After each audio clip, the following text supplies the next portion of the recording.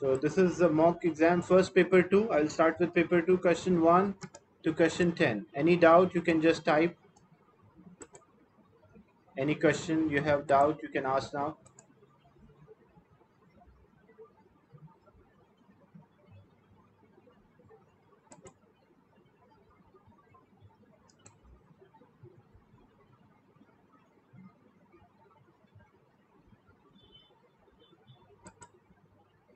If you don't have any doubt from 1 to 10, you can just type no. So I can identify the number of the students having doubt. Question 9.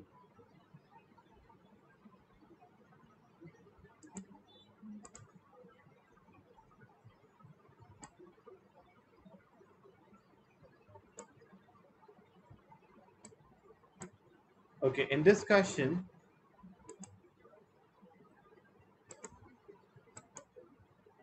the chemical formula for two substances W and X are given.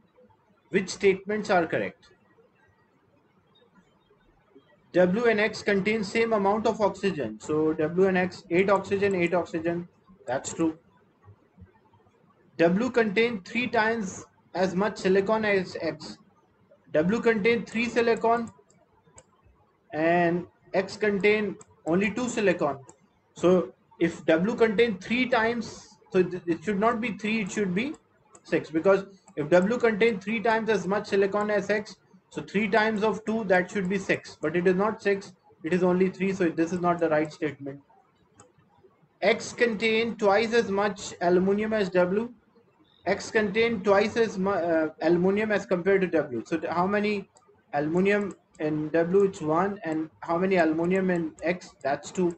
So X contain twice aluminum as W, so that statement is also true. So which statements are correct? So statement 1 and statement 3 are the correct statements.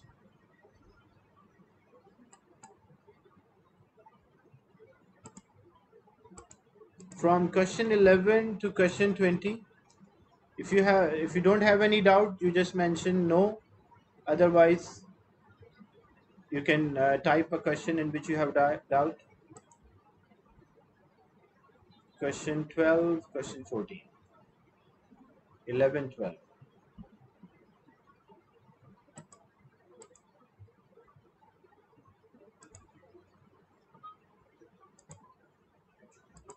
In question 11,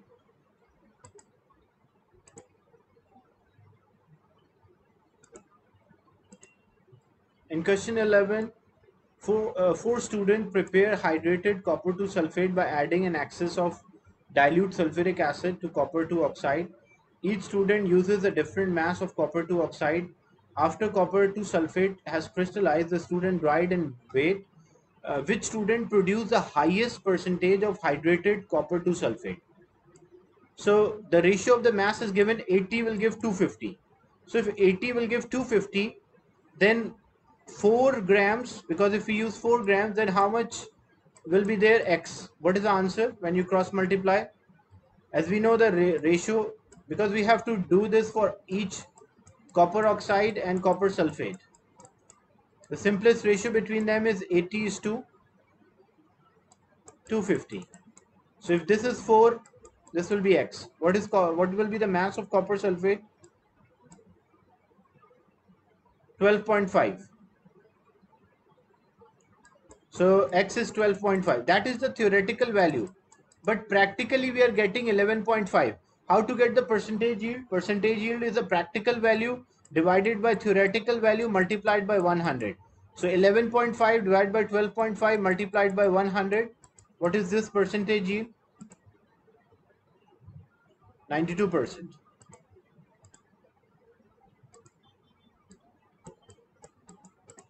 And what about the second one? 80 is giving 250. So 8 will give X, that will be 25. So 23.5 divided by 25 into 100. What is this percentage? 23.5 divided by 25 into 100. That is 94%. And same way, you will check for third one. 80 is giving 250. So 12 will give X, cross multiply. How much is this X for this one? 80 into 250, 12 will be X. What is this math? 37.5. Okay. I thought you were saying percentage. 37.5. So 35.5, 35 divided by 37.5. That's 93%, 93.3%. And same way 80 is giving 250.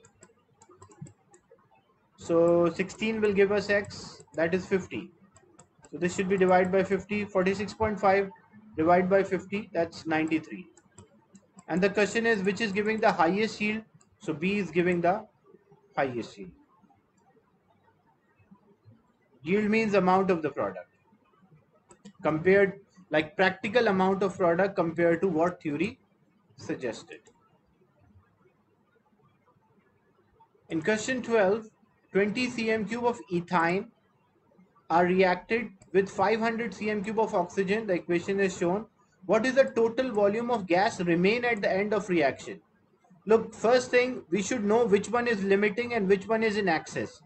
Because 20 cm cube of ethyne and 500 cm cube of oxygen, maybe oxygen is left unreacted, some of oxygen, maybe ethyne is left unreacted. So how we'll work out the limiting reagent? How we'll know? We will use the ratio. So ratio of the ethyne C2H2 and oxygen is 2 is to 5.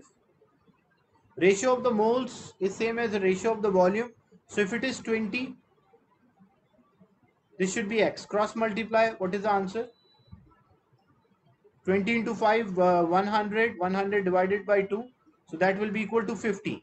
So basically 50 cm cube of oxygen will be the reacted one. So if 50 cm cube of oxygen is reacted, how much unreacted? Because they're asking the total volume of a gas remain. So total volume of the gas remain will be unreacted oxygen plus formed carbon dioxide. So how much unreacted oxygen is there? Originally it was 500 minus reacted 50. So that is equals to 450. So 450 cm cube of oxygen is unreacted. And what about amount of carbon dioxide which is formed? Whenever we are finding the amount of the product, we always use a limiting reagent. So ethyne is a limiting reagent. That's why we will use the ratio between ethyne and carbon dioxide. So ratio between ethyne and carbon dioxide is 2 to 4. So if you have 20 cm cube, this will be X. Cross multiply. This will be 40 cm cube. So 40 cm cube of carbon dioxide will be formed. So 450 unreacted oxygen and 40 cm cube of carbon dioxide which is formed. So what is the volume of the gas which is left unreacted? Means volume of the gas which is left at the end of the reaction is unreacted oxygen and a form carbon dioxide. That's why C will be the right answer. Then question 11, 12, 14 was there.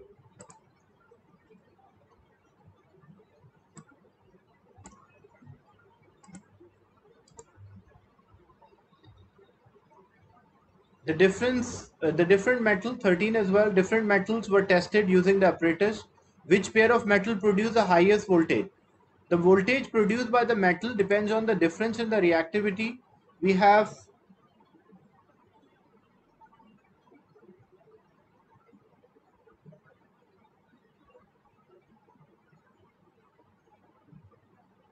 this is a reactivity series, the highest one and the lowest one. When I check copper with silver, silver is here, the highest and the lowest one. So copper with silver, this one, magnesium with silver, magnesium with zinc, zinc with copper. So the one which is having a greater difference, that will produce the highest voltage. So in this case, the highest voltage will be produced between magnesium and silver.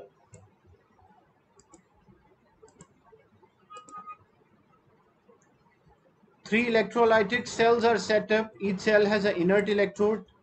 When you electrolyze aqueous sodium chloride, the question is in which of these cells gas is formed at both electrodes. So aqueous sodium chloride, sodium ion, hydrogen ion, chloride ion, hydroxide ion. So when we do electrolysis, hydrogen ion will move, which is less reactive, and because it's aqueous, so hydroxide ion will be there. Oxygen, so this will give gas. This will also give gas. Dilute sulfuric acid, it contains hydrogen ion, it contains sulfate ion, it contains hydrogen ion and hydroxide ion. So hydrogen will move towards cathode, and sulfate, nitrate and carbonate does not move. So hydrogen and oxygen gases will be there. And the third one is lead to bromide. So even it's molten lead to bromide, so there is no water present. Lead is a metal, so when metal is formed, you see a shiny solid form. Even bromine vapors are there, but that lead will form at cathode will be a shiny solid. That's why reaction cell 1 and cell 2 will produce gases.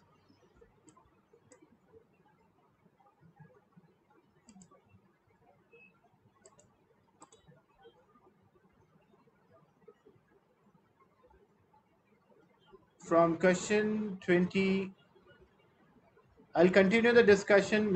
2 minutes left, so maybe I'll not be able to complete the explanation of the question. I will continue from 20 onwards. I will share another link and continue this discussion.